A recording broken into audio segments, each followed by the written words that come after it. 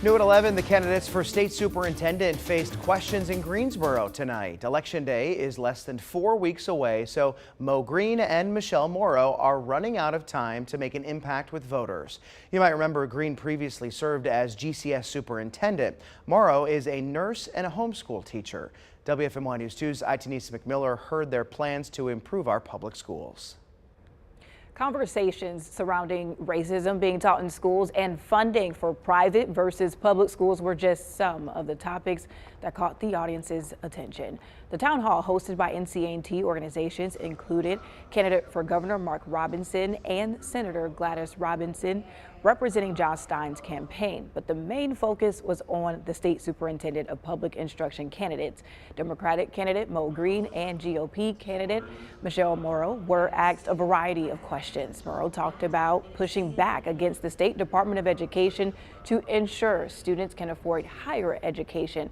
And Green talked about using the same model he did during his time as superintendent to address education gaps. It included using data and bringing in all new staff.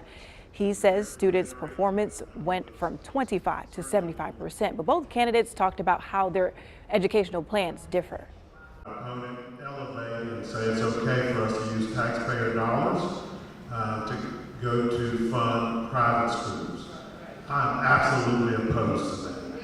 Taxpayer dollars should be used for our public schools. My second point is, what would we do with those dollars? Certainly we've got to increase compensation. I want to ensure that our K-12 system, the traditional public schools, are the best choice for every family in North Carolina. My opponent comes from the system. You have to ask yourself this question: who really has been served when we have some of the highest leaving rates for staff and for students ever recorded in North Carolina?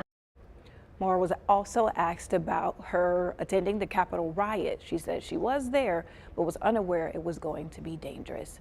And both Green and Morrow were asked about if racism should be taught in schools. Green said issues around race and racism need to be taught. Morrow said students need to know about world history and that the focus should be on uniting rather than dividing children.